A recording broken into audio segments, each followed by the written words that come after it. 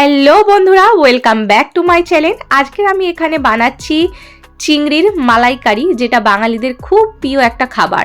তো মালাইকারি বানানোর জন্য এখানে আমি 7 থেকে 8খানা চিংড়ি খোলা ছাড়িয়ে ভালো করে ধুয়ে রেখে দিয়েছি। এরপর আমি এর উপর হলুদ গুঁড়ো আর নুন দিয়ে এটাকে ভালো করে মেখে নিচ্ছি।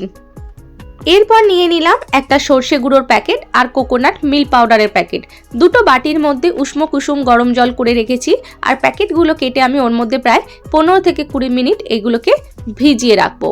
আপনারা চাইলে নারকেল ছিঁচিয়ে তার দুধও নিতে পারেন, কিন্তু আমি মার্কেট থেকে কোকোনাট মিল্ক পাউডারই নিয়েছি। এবার আমি এটাকে ভালো করে মিশিয়ে নেবো। এখানে আমাদের দেখুন দুধ আর সর্ষে রেডি হয়ে গেছে। আর আমি একটা মিক্সচার জারের মধ্যে সব উপকরণগুলো এক এক করে নিয়ে পেস্ট করে নেব। প্রথমেই দিয়ে দিচ্ছি একটা মিডিয়াম সাইজের টমেটো, দুটো মিডিয়াম সাইজের পেঁয়াজ, কিছু আদা আর রসুনের টুকরো আর একটা কাঁচা লঙ্কা দিয়ে আমি এটাকে একটা পেস্ট বানিয়ে নেব। এখানে দেখুন আমাদের পেস্ট রেডি হয়ে গেছে। এরপর আমি কি মশলা নিচ্ছি দেখিয়ে দিই।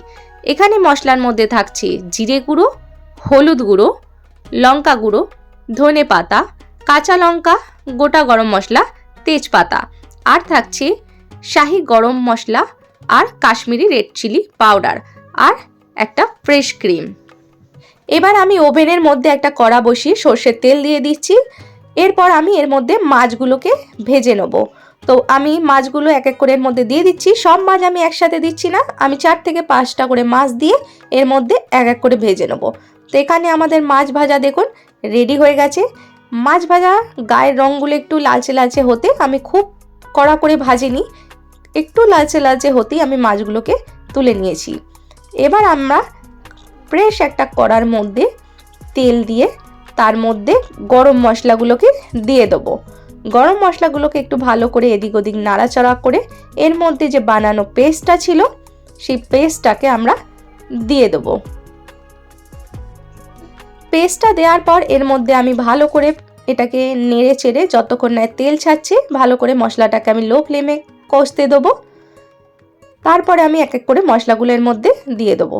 তো দেখুন প্রথমেই দিয়ে দিচ্ছি হলুদ গুঁড়ো, তারপরে দিচ্ছি লঙ্কা গুঁড়ো, এরপর দিয়ে দিচ্ছি জিরে গুঁড়ো, তারপরে দিচ্ছি কাশ্মীরি রেড চিলি পাউডার, তারপরে দিচ্ছি গরম মশলা। এবার এই উপকরণগুলোকে আমি ভালো করে মিক্স করে নেব। আর দিয়ে দিলাম স্বাদ পরিমাণ নুন দিয়ে এর মধ্যে আমি এই মশলাগুলোকে ভালো করে কষাবো। কষিয়ে যতক্ষণ না তেল ছাড়ছে মশলাটাকে কষতে দেবো। তো দেখুন আমি 5 থেকে 10 মিনিটের পর মশলাটার মধ্যে আমার তেল ছাড়তে শুরু করে দিয়েছে। এবার আমি এর মধ্যে সর্ষেটাকে দিয়ে দেবো। সর্ষে দেওয়ার পর এটাকে আমি ভালো করে হাই ফ্লেমের মধ্যে নাড়াচড়া করে নারকেল দুধটা এবার ওপর থেকে দিয়ে দেবো। এইভাবে নারকেল দুধটা দেওয়ার পর কিছুক্ষণ ফোটার পর আপনারা চিংড়ি মাছগুলোকে, ভেজে থাকা চিংড়ি মাছগুলো এবার এক এক করে ওপর থেকে দিয়ে দেবো। মাছগুলোকে আমি দিয়ে দিলাম। এবার এইগুলোকে একটু ভালো করে নাড়াচাড়া করে একটুখানি ফুটতে দেবো। তারপরে আমি ওপর থেকে দিয়ে দেবো ফ্রেশ ক্রিম। আমি ওপর থেকে এবার ক্রিম ছড়িয়ে দিচ্ছি। আপনারা যদি মেপে দিতে চান তো 2 চামচ দিতে পারেন। ক্রিম দেওয়া হয়ে গেছে। এবার আমি এটাকে একটু ভালো করে নাড়াচাড়া করে দেবো। দিয়ে এবার আমি এটাকে 2-3 মিনিট একটু কুক হতে দেবো। একটু গ্রেভি গ্রেভি হয়ে গেলে আমাদের মালাইকারি রেডি হয়ে যাবে। তো চলুন, এখানে আমাদের মালাইকারি হয়ে এসছে। এবার ধনে পাতা ছড়িয়ে আমরা এটাকে গরম গরম সার্ভ করব। তো দেখুন আমাদের মালাইকারি এবার প্লেটে তুলে নিয়েছি। দেখতেও যতটা কালার সুন্দর এসছে ততটা খেতেও অপূর্ব। এরমভাবে মালাইকারি বানিয়ে খাবেন, খুবই টেস্টি হয়। আমি ওপর থেকে একটু গরম মশলা, ফ্রেশ ক্রিম আর একটু কাঁচা লঙ্কা চিড়ে দিয়ে দিয়েছি। তো বলুন ভিডিওটা কেমন লাগলো কমেন্ট বক্সের মধ্যে অবশ্যই বলবেন। আর ভিডিও ভালো লাগলে ভিডিওকে লাইক করে সাবস্ক্রাইব করে দেবেন চ্যানেলটাকে। তো আজকের জন্য এইটুকানি। দেখা হবে আপনাদের সঙ্গে নেক্সট কোনো আবার ব্লগে। সুস্থ থাকবেন, ভালো থাকবেন, টাটা।